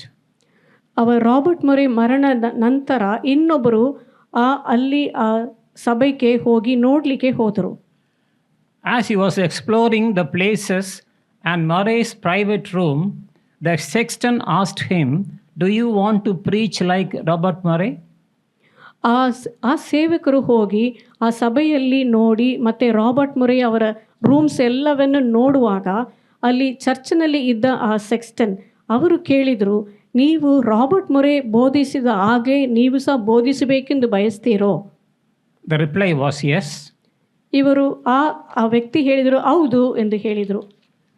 So the sexton took him to the room where Murray spent his time. ಆ ಸೆಕ್ಸ್ಟನ್ ಈ ವ್ಯಕ್ತಿಯನ್ನು ರಾಬರ್ಟ್ ಮುರೆ ಯಾವ ಕೋಣೆಯಲ್ಲಿ ಸಮಯ ಇದ್ದರೋ ಎಷ್ಟು ಹೆಚ್ಚಾದ ಸಮಯ ಇದ್ದರೋ ಅಲ್ಲಿ ಕರ್ಕೊಂಡು ಹೋಗಿ ತೋರಿಸಿದರು. The sexton said, sit in the chair. ಆ ಸೆಕ್ಸ್ಟನ್ ಹೇಳಿದರು, ಆ ಚೇರ್ನಲ್ಲಿ ಕೂತ್ಕೊಳ್ಳಿ. Put your elbows on the desk. ನಿಮ್ಮ ಕೈಯನ್ನು ಅದು ಮೇಜೆ ಮೇಲೆ ಇಡಿ. Cup your hands and bury your face in your hands. ನಿಮ್ಮ ಕೈಯೊಳಗೆ ನಿಮ್ಮ ಮುಖವನ್ನು ಇಟ್ಟುಕೊಳ್ಳಿ. The preacher complied. ಆ ವ್ಯಕ್ತಿ ಆ ಬೋಧಕರು ಸಹ ಆ ಥರ ತನ್ನ ಮುಖವನ್ನು ತನ್ನ ಕೈಯೊಳಗೆ ಇಟ್ಟು ಆ ಕೈಯನ್ನು ಮೇಜೆಯಲ್ಲಿ ಇಟ್ಟು. Then the sexton said, "Now let tears flow from your eyes." ಆ ಸೆಕ್ಸ್ಟನ್ ನಂತರ ಹೇಳಿದರು, ಈಗ ನಿಮ್ಮ ಕಣ್ಣಿಂದ ಕಣ್ಣೀರು ಸುರಿಸಬೇಕು. That's how Murray cried to the Lord. ಆ ರೀತಿಯಲ್ಲಿ ರಾಬರ್ಟ್ ಮುರೆ ಕೂಗಿ ಅಳುತ್ತು ದೇವರ ಹತ್ರ ಪ್ರಾರ್ಥನೆ ಮಾಡಿದರು. And that is the accountability the servants of God are expected to own. ಆ ಥರ ಹೊಣೆಗಾರಿಕೆ ಮನೋಭಾವ ದೇವರ ಸೇವಕರಿಗೆ ಇರಬೇಕು. We too should have that kind of accountability. As in the beginning, Pastor Ma said, we have to pray or we have to witness at least 2 souls every day. So that we have to be accountable for what we are given to do. ನಮಗೆ ಸಹ ಆ ಥರ ಹೊಣೆಗಾರಿಕೆ ಮನೋಭಾವ ಬೇಕಲೇಬೇಕು. ಯಾಕಂದರೆ ಪ್ರತಿದಿನ ನಾವು ಸಹ ಕೊನೆಯ ಪಕ್ಷ 2 ವ್ಯಕ್ತಿಗೆ ನಾವು ಸುವಾರ್ತೆಯನ್ನು ಸಾರುವ ಆತ್ಮಭಾರ ನಮ್ಮಲ್ಲಿ ಇರಬೇಕು. ನಾವು ದೇವರಿಗೆ ಲೆಕ್ಕ ಒಪ್ಪಿಸುವವರಾಗಿ ಇರಬೇಕು. Now we go to the next topic, attitude of pliability. Next point ನಾವು ಮೃದುವಾದ ಮನೋಭಾವ. In other words, we may say flexibility or adaptability. ಇನ್ನೊಂದು ರೀತಿಯಲ್ಲಿ ಹೇಳಬೇಕಿದ್ರೆ ಅದು ನಾವು ಯಾವ ಪರಿಸ್ಥಿತಿಲಿ ಇದ್ದರೂ ಆ ಪರಿಸ್ಥಿತಿಗೆ ನಾವು ಅಡ್ಜಸ್ಟ್ ಆಗಿ ಹೋಗೋದು. Book of Isaiah, chapter 64:8. ಯೆಶಾಯ 64ನೇ ಅಧ್ಯಾಯ 8ನೇ ವಾಕ್ಯ. Yet you, Lord, are our Father, we are the clay, you are the potter, we are all the work of your hand. ಈಗಲಾದರೂ ಯೆಹೋವನೇ, ನೀನು ನಮ್ಮ ತಂದೆಯಾಗಿದಿ, ನಾವು ಜೇಡಿಮಣ್ಣು, ನೀನು ಕುಂಬಾರ, ನಾವೆಲ್ಲರೂ ನಿನ್ನ ಕೈ ಕೆಲಸವೇ. Prophet Isaiah says we are the work of God's hand. ಯೆಶಾಯ ಪ್ರವಾದಿ ಹೇಳ್ತಾರೆ, ನಾವು ಯೆಹೋವನ ಕೈ ಕೆಲಸವಾಗಿ ಇದ್ದೇವೆ. The potter molds the clay at his will. ಕುಂಬಾರನು ಜೇಡಿಮಣ್ಣನ್ನು ತನ್ನ ಇಷ್ಟ ಪ್ರಕಾರ ಅದನ್ನು ರೂಪಿಸುತ್ತಾನೆ. He has the absolute power over his clay to make of it any vessel he wants. ಕುಂಬಾರನಿಗೆ ಆ ಜೇಡಿಮಣ್ಣನ್ನು ತನ್ನ ಕೈಯಲ್ಲಿ ಯಾವ ರೀತಿಯಲ್ಲಿ ಪಾತ್ರೆಯಾಗಿ ಅದನ್ನು ರೂಪಿಸಬೇಕು ಎಂದು ಅವನಿಗೆ ಪೂರ್ಣ ಅಧಿಕಾರ ಉಂಟು, ಹಕ್ಕು ಉಂಟು. The clay cannot or does not question the potter's plan. ಜೇಡಿಮಣ್ಣು ಕುಂಬಾರನ ಆಲೋಚನೆಯನ್ನು ಪ್ರಶ್ನೆ ಕೇಳಲಿಕ್ಕೆ ಆಗುವುದಿಲ್ಲ, ಕೇಳಬಾರದು. It simply submits itself to the wisdom of the potter. ಜೇಡಿಮಣ್ಣು ಕುಂಬಾರನ ಜ್ಞಾನಕ್ಕೆ ಒಪ್ಪಿಸಿಕೊಡುತ್ತದೆ. A Christian is moistened with the water of the word of God and softened by the Spirit of God. ಆ ರೀತಿಯಲ್ಲಿ ಪ್ರತಿಯೊಬ್ಬ ಕ್ರೈಸ್ತನಾಗಿ ಇರುವವರು ಅವರು ವಾಕ್ಯದ ಜಲದಿಂದ ಅವರು ಆ ನೀರಿನಲ್ಲಿ ಇದ್ದು ಮತ್ತೆ ದೇವರ ಆತ್ಮನಿಂದ ಅವರ ಪ್ರೀತಿಯಿಂದ ರೂಪಿಸಲಿಕ್ಕೆ ಒಪ್ಪಿಸಿಕೊಡ್ತಾರೆ. Thus he reflects the attitude of pliability. ಆ ರೀತಿಯಲ್ಲಿ ಜೀವಜಲವಾದ ವಾಕ್ಯಕ್ಕೂ ಮತ್ತು ದೇವರ ಆತ್ಮನ ಪ್ರೀತಿಗೆ ಒಪ್ಪಿಸಿಕೊಡುವಾಗ ಆ ರೀತಿಯ ಮೃದುವಾದ ಮನೋಭಾವ ಪ್ರತಿಯೊಬ್ಬ ಕ್ರೈಸ್ತರಿಗೆ ಬರ್ತದೆ. In the story of the prodigal son, the younger son repents, returns and confesses. ಆ ಕೆಟ್ಟ ಕುಮಾರನದ ಸಮಯದಲ್ಲಿ ನಾವು ನೋಡ್ತೇವೆ ಹೇಗೆ ಅದು ಆ ರೀತಿಯಲ್ಲಿ ಅವು ಬರ್ತದೆ. In the end he says, make me like one of your hired servants. ಆ ಕುಮಾರನು ಕೊನೆಯದಲ್ಲಿ ಅವನು ಹೇಳುವುದು ತಂದೆಯೇ, ನಿಮ್ಮ ಮನೆಯಲ್ಲಿ ಇರುವ ಎಷ್ಟೋ ಕೆಲಸಕಾರರಲ್ಲಿ ನನ್ನನ್ನು ಒಬ್ಬ ಕೆಲಸಕಾರನಾಗಿ ನೀವು ಸ್ವೀಕರಿಸಿ. And that is the total surrender and pliability, which is submitting oneself to the full control of the master. ಯಜಮಾನನಿಗೆ ಆ ಪೂರ್ತಿಯಾದ ಸಮರ್ಪಣೆ, ಕರ್ತನೇ ನಮ್ಮ ಯಜಮಾನನು, ಅವರಿಗೆ ನಾವು ಪೂರ್ತಿಯಾದ ಸಮರ್ಪಣೆಯನ್ನು ಕೊಟ್ಟು ಆ ಮೃದುವಾದ ಮನೋಭಾವವನ್ನು ನಾವು ಇಟ್ಕೊಳ್ಬೇಕು. We submit ourselves and accept his plans for our life. ನಮ್ಮನ್ನೇ ಒಪ್ಪಿಸಿಕೊಟ್ಟು ಸಮರ್ಪಿಸಿ ಕರ್ತನ ಆಲೋಚನೆಯನ್ನು ತಿಟ್ಟವನ್ನು ನಾವು ಸ್ವೀಕರಿಸಬೇಕು. The potter remolds the clay as he desires. ಕುಂಬಾರನು ಜೇಡಿಮಣ್ಣನ್ನು ತಿರುಗಿ ಅವರು ಯಾವ ಆಲೋಚಿಸುತ್ತಾರೋ ಆ ರೀತಿಯಲ್ಲಿ ಅದನ್ನು ರೂಪಿಸ್ತಾರೆ. Jeremiah 18:6 says, ಯೆರೆಮೀಯ 18:6 ಹೇಳ್ತದೆ, he said, can I not do with you, Israel, as this potter does, declares the Lord? Like clay in the hand of the potter, so are you in my hand, Israel. ಯೆಹೋವನು ಹೀಗೆ ಹೇಳುತ್ತಾನೆ, Israel ವಂಶದವರೇ, ಈ ಕುಂಬಾರನನ್ನು ಮಾಡಿದಂತೆ ನಾನು ಮಾಡಕೂಡದೋ? Israel ಮನುಕುಲದವರೇ, ಜೇಡಿ ಮಣ್ಣು ಕುಂಬಾರನ ಕೈಯಲ್ಲಿ ಹೇಗೋ, ನೀವು ನನ್ನ ಕೈಯಲ್ಲಿ ಇದ್ದೀರಿ. The potter, with characteristic tenderness, designs the clay, redesigns till it gets the shape of his plan. ಕುಂಬಾರನು ಆ ಜೇಡಿಮಣ್ಣನ್ನು ಹೇಗೆ ರೂಪಿಸಬೇಕು ಎಂದು ಮನಸ್ಸಿನಲ್ಲಿ ಉಂಟೋ ಅದನ್ನು ರೂಪಿಸುವಾಗ ಪ್ರೀತಿಯಿಂದ ಕರುಣೆಯಿಂದ ಅದನ್ನು ಮೆಲ್ಲ ರೂಪಿಸ್ತಾರೆ. If the clay hardens, it is not pliable and it breaks. ಅದು ಜೇಡಿಮಣ್ಣು ಗಟ್ಟಿಯಾಗಿ ಬಿಟ್ಟರೆ ಅದನ್ನು ರೂಪಿಸಲಿಕ್ಕೆ ಉಪಯೋಗಿಸಲಿಕ್ಕೆ ಆಗೋದಿಲ್ಲ, ಅದು ಬಿದ್ದು ಹೋಗ್ತದೆ, ಒಡೆದು ಹೋಗ್ತದೆ. As far as the clay remains pliable, it gets the shape and does not get permanent damage. ಆ ಜೇಡಿಮಣ್ಣು ಕುಂಬಾರನ ಕೈಯಲ್ಲಿ ಮೃದುವಾಗಿ ಇದ್ದರೆ ಅದು ಕುಂಬಾರನ ಆಲೋಚನೆ ಪ್ರಕಾರ ಅದನ್ನು ರೂಪಿಸ್ಲಿಕ್ಕಾಗ್ತದೆ, ಏನು ಡ್ಯಾಮೇಜ್ ಆಗೋದಿಲ್ಲ. If I am stubborn, inflexible, unwilling to listen to the gentle voice of the Lord, I will be useless and be thrown away in the wasteland. ನಾನು ಹಠ ಮಾಡಿ ನಾನು ಕರ್ತನ ಸ್ವರವನ್ನು ಕೇಳದೆ ಅವಿಧೇಯತೆಯಲ್ಲಿ ಇದ್ದರೆ ನಾನು ಸಹ ಕೆಟ್ಟು ಹೋಗ್ತೇನೆ. ದೇವರು ರೂಪಿಸುವುದಾಗೆ ನನ್ನನ್ನು ರೂಪಿಸ್ಲಿಕ್ಕೆ ಆಗೋದಿಲ್ಲ, ಒಡೆದು ಹೋಗ್ತೇನೆ. The attitude of pliability should never be underestimated with regard to our service to the Lord. ನಾವು ಕರ್ತನಿಗೆ ಸೇವೆ ಮಾಡಬೇಕಿದ್ರೆ ಆ ಮೃದುವಾದ ಮನೋಭಾವ ಬಹಳ ಮುಖ್ಯ. Pliability in every Christian, young or old, is vital to the hearing God's call and obeying His voice. ಈ ಮೃದುವಾದ ಮನೋಭಾವ ಪ್ರತಿಯೊಬ್ಬ ಕ್ರೈಸ್ತನಲ್ಲಿ ಇರಬೇಕು. ಅದು ಚಿಕ್ಕವರಾಗಿ ಇರ್ಬೋದು, ದೊಡ್ಡವರಾಗಿ ಇರ್ಬೋದು. ಅದು ಕರ್ತನ ಕರೆಯನ್ನು ತಿಳಿದುಕೊಳ್ಳಲಿಕ್ಕೆ, ಅದನ್ನು ಹಿಂಬಾಲಿಸಲಿಕ್ಕೆ ಈ ಮೃದುವಾದ ಮನೋಭಾವ ಬೇಕಾಗ್ತದೆ. And finally, the attitude of expendability. ಕೊನೆಯದಾಗಿ ವೆಚ್ಚ ಮಾಡುವ ಮನೋಭಾವ. Expendability is the quality of being used up, of being consumed. ವೆಚ್ಚ ಮಾಡುವ ಮನೋಭಾವ ಎಂದರೆ ನಾವು ಇದರ ಜನರಿಗೋಸ್ಕರ ನಮ್ಮನ್ನೇ ಖರ್ಚು ಮಾಡಿ ಇಡುವುದು, ನಮ್ಮ ಅಗತ್ಯಕ್ಕೋಸ್ಕರ ಅಲ್ಲ, ಇದರ ಪ್ರಯೋಜನಕ್ಕೆ ನಮ್ಮನ್ನು ವೆಚ್ಚ ಮಾಡುವುದು.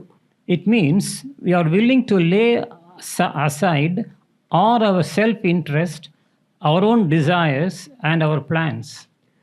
ಅದರಲ್ಲಿ ನಮ್ಮ ಸ್ವಾರ್ಥ ಇಚ್ಛೆಯನ್ನು, ಸ್ವಾರ್ಥ ಆಲೋಚನೆಗಳನ್ನು, ಎಲ್ಲವನ್ನು ಸ್ವಂತ ಲಾಭವನ್ನು ಬಿಟ್ಟು ದೇವರ ಆಲೋಚನೆಯನ್ನೇ ಅದಕ್ಕೆ ಒಪ್ಪಿಸಿಕೊಡುವುದು.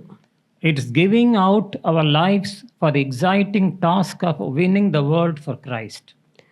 ನಮ್ಮ ಜೀವಿತವನ್ನೇ ಒಪ್ಪಿಸಿಕೊಡುವುದು, ಸಮರ್ಪಿಸುವುದು. ಅದು ಇದರನ್ನು ಕರ್ತನಕ್ಕೋಸ್ಕರ, ಅವರ ರಾಜ್ಯಕ್ಕೋಸ್ಕರ ರಕ್ಷಣೆಯಲ್ಲಿ ನಡೆಸಲಿಕ್ಕೆ. We do not cling to our own rights and privileges. ನಮ್ಮ ಹಕ್ಕುಗಳು, ನಮಗೆ ಬರಬೇಕಿರುವ ಅದನ್ನು ನಾವು ಕೈಯಲ್ಲಿ ಗಟ್ಟಿಯಾಗಿ ಇಟ್ಟುಕೊಳ್ಳೋದಿಲ್ಲ. Take the example of Apostle Paul. ಅಪೊಸ್ತಲನಾದ ಪೌಲನ ಉದಾಹರಣೆಯಾಗಿ ನೋಡುವ. He was totally expendable and he liked it that way. ಅವರು ಪೂರ್ತಿಯಾಗಿ ತನ್ನನ್ನು ವೆಚ್ಚ ಮಾಡಿದರು ದೇವರ ಸೇವೆಗೋಸ್ಕರ. 2 Corinthians chapter 12, 14 and 15. 2 ಕೊರಿಂಥ 12ನೇ ಅಧ್ಯಾಯ ವಾಕ್ಯ 14-15. Now I am ready to visit you for the third time, and I will not be a burden to you, because what I want is not your possessions but you.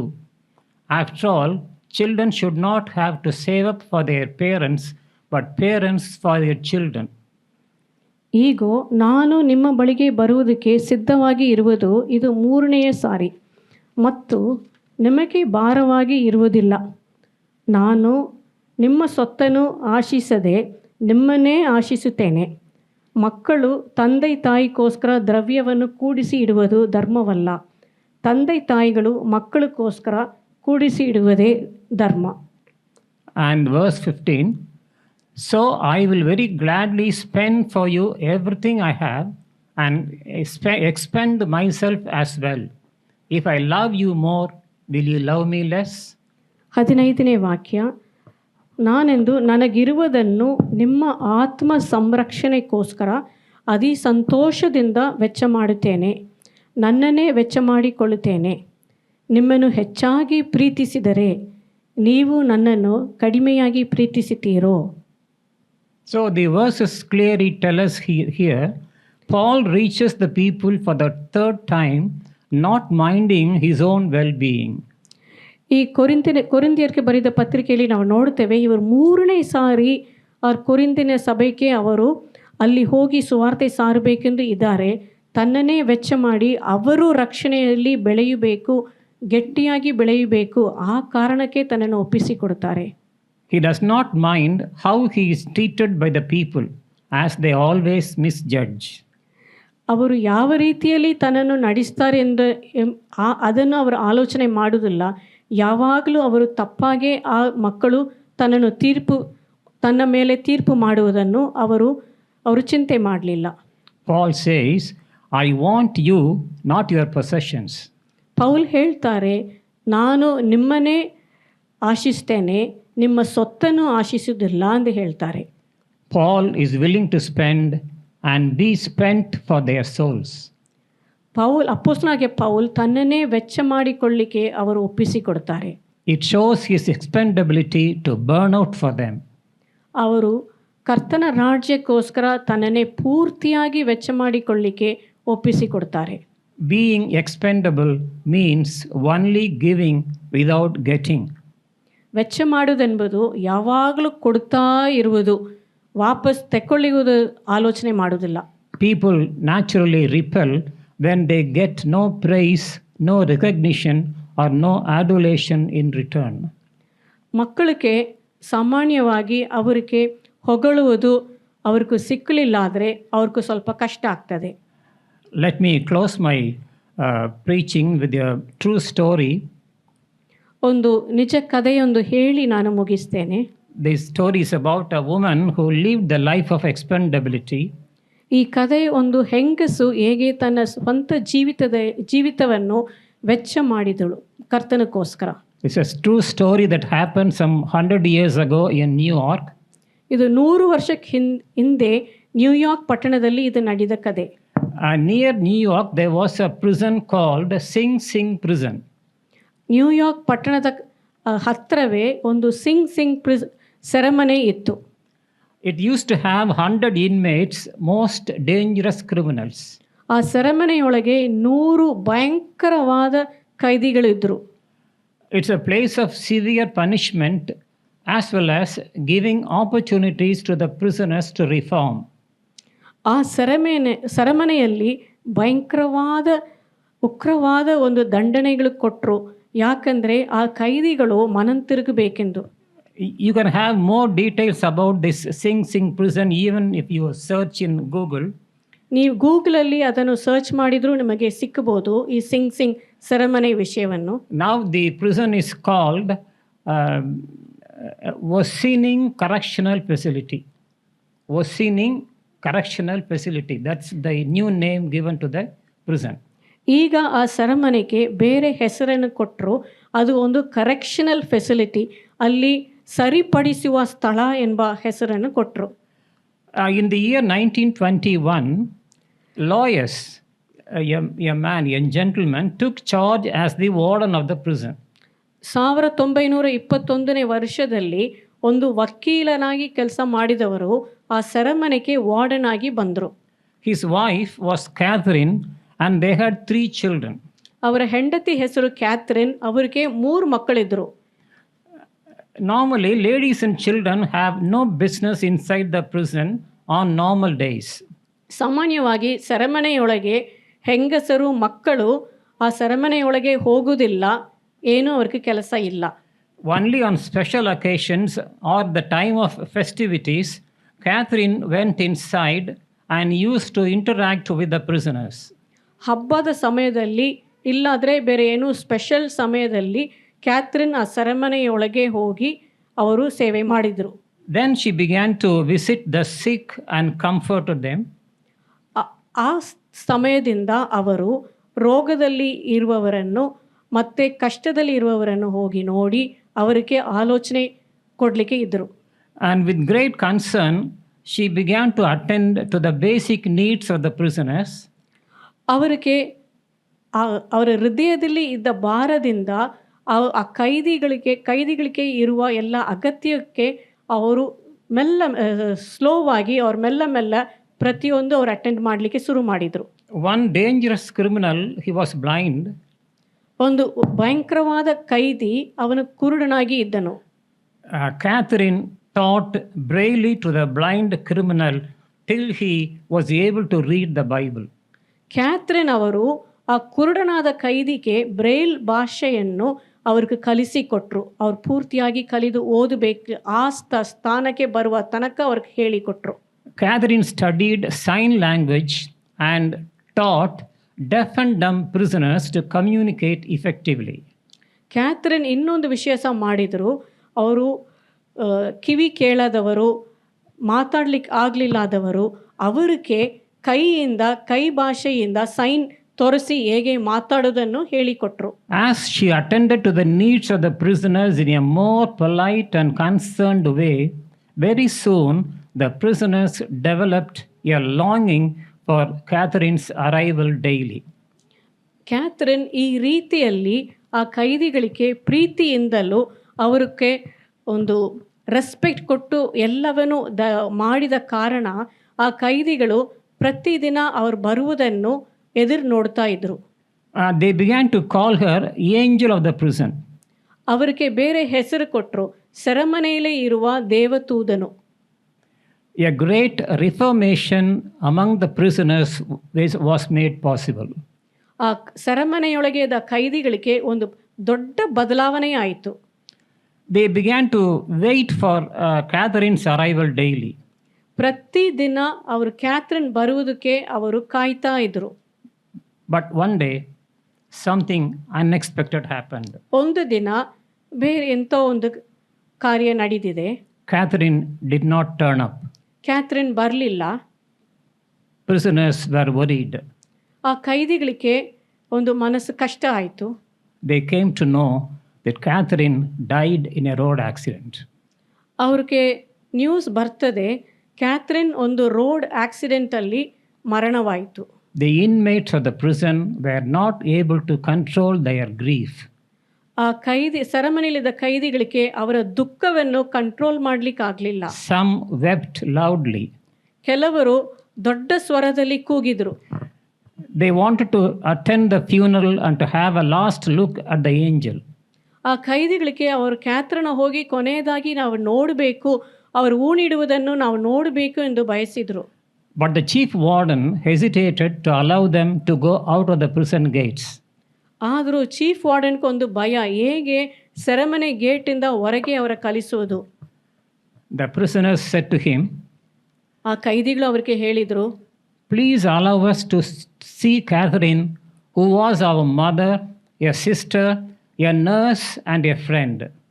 ದಯವಿಟ್ಟು ನಮಗೆ ನೀವು ಆ permission ನೀವು ಕೊಡಲೇಬೇಕು, ಯಾಕಂದರೆ Catherine ನಮಗೆ ಒಂದು ತಾಯಿಯಾಗಿ ಇದ್ದರು.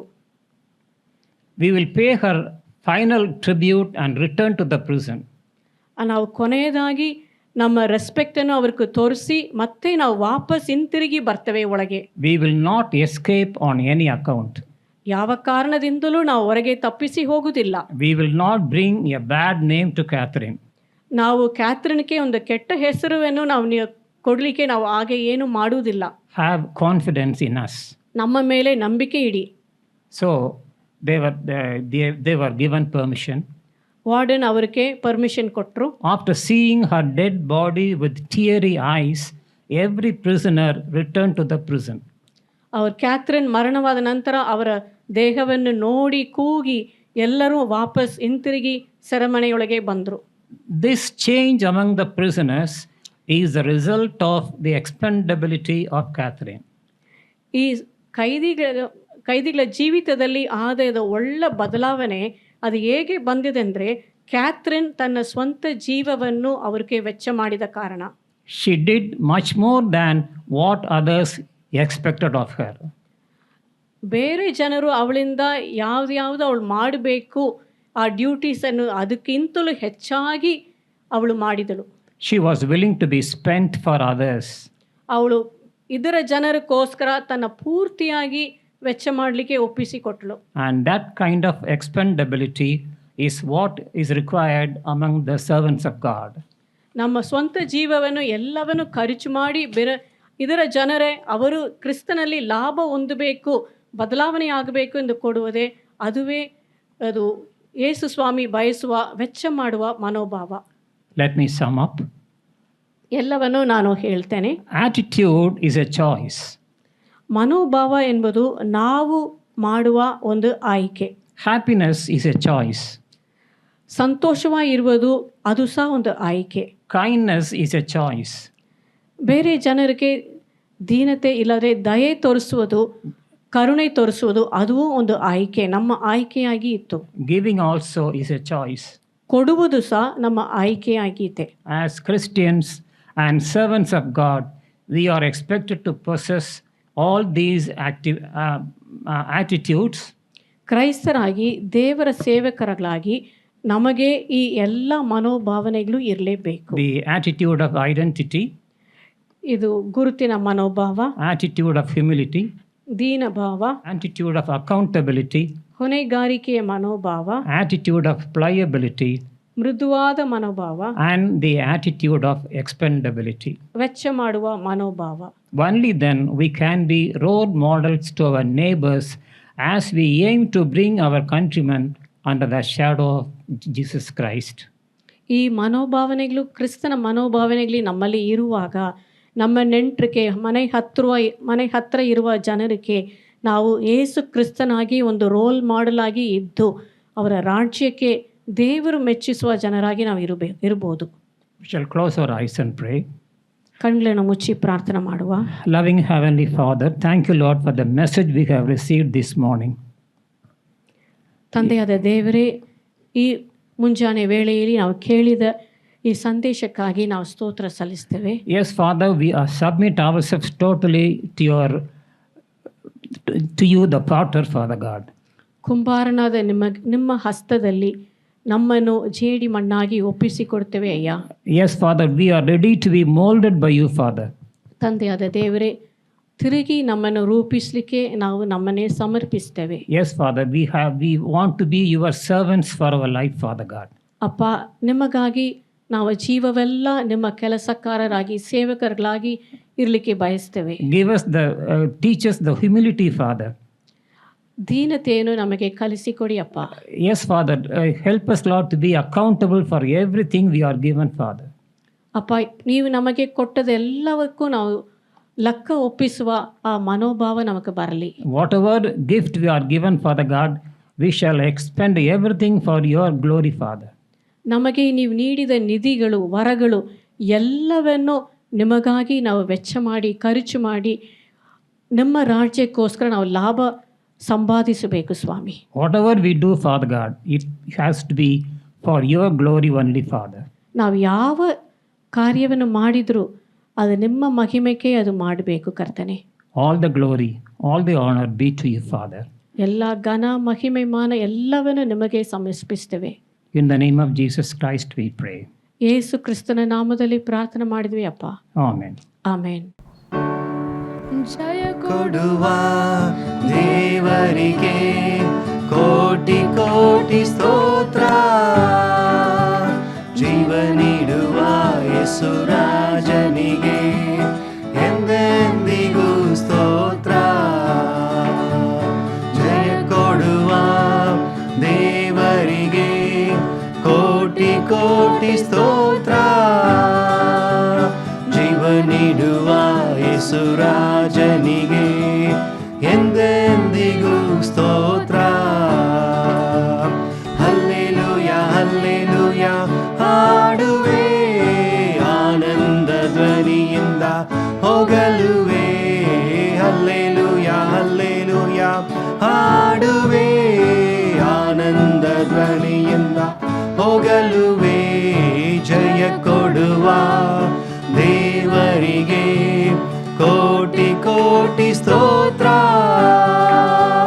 ಜೀವ ನೀಡುವ ಯೇಸು ರಾಜನಿಗೆ ಎಂದೆಂದಿಗೂ ಸ್ತೋತ್ರ. ನೀತಿಯ ಹಸ್ತದಿ ಸಗಿಸಿ ನಡೆಸುವ, ನೀತಿಯ ಹಸ್ತದಿ ಸಗಿಸಿ ನಡೆಸುವ. ಕರ್ತನೇ ನನ್ನ ಬಲವು, ಹೆದರೇನು ಎಂದೆಂದಿಗೂ. ಕರ್ತನೇ ನನ್ನ ಬಲವು, ಹೆದರೇನು ಎಂದೆಂದಿಗೂ. ಜಯ ಕೊಡುವ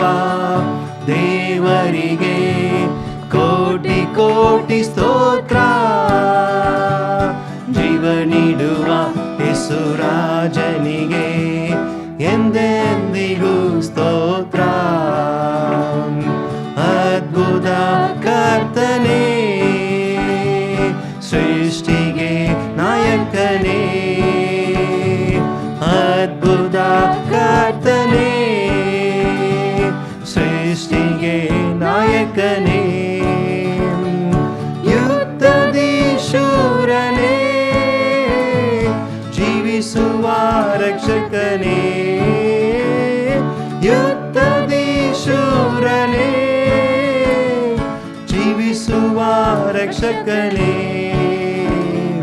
ಜಯ ಕೊಡುವ ದೇವರಿಗೆ ಕೋಟಿ ಕೋಟಿ ಸ್ತೋತ್ರ. ಜೀವ ನೀಡುವ ಯೇಸುರಾಜನಿಗೆ ಎಂದೆಂದಿಗೂ ಸ್ತೋತ್ರ. ಜಯ ಕೊಡುವ ದೇವರಿಗೆ ಕೋಟಿ ಕೋಟಿ ಸ್ತೋತ್ರ.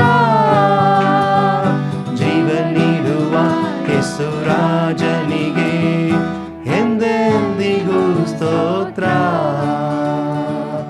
ಎಂದೆಂದಿಗೂ ಸ್ತೋತ್ರ. ஆண்டவரே, இந்த ஓய்வு நாளில் கூட ஆண்டவரே நம்முடைய சமூகத்தில் நாங்கள் ஒரு சிறு கூட்டமாக ஆண்டவரே நீங்கள் வர கோடி வர உதவி செஞ்சீங்க. நன்றி தகப்பனே. உம்மை பாட, உம்மை துதிக்க, உம்மை ஆராதிக்க ஆண்டவரே நீர் கொடுத்த சலாக்கியத்திற்காக ஆண்டவரை நன்றி செலுத்துகிறோம். இம்மட்டும் ஆண்டவரே எங்கள் அனைவரையும் ஆண்டவர் நடத்தி வந்திருக்கீங்க. அதற்காக உமக்கு நன்றி அப்பா. நீர் எங்களோடு பேசிய வார்த்தைக்காக நன்றி செலுத்துகிறோம் தகப்பனே. ஆண்டவரே எங்களுடைய எங்கள் வாழ்க்கையிலே ஆண்டவரே நாங்கள் உம்மை பிரதிபலிக்க எங்களுக்கு உதவி செய்யுங்க. உம்முடைய குணாதிசயங்கள் ஆண்டவரே நாங்கள் ஒவ்வொரு நாட்களிலும் ஆண்டவரே நாங்கள் வெளிப்படுத்தணும். ஆண்டவரே நாங்கள் தாழ்மையாயும் அன்பாயும் சகிப்புத்தன்மையுள்ளவர்களாயும் ஆண்டவரே பொறுப்புள்ளவர்களாயும் ஆண்டவரே கிறிஸ்தவர்கள் என்கிற ஆண்டவரே அந்த ஒரு வார்த்தைக்கு ஆண்டவரே உண்மையுள்ளவர்களாக ஆண்டவரே எங்கள் வாழ்க்கையில் வாழ எங்களுக்கு உதவி செய்யுங்க.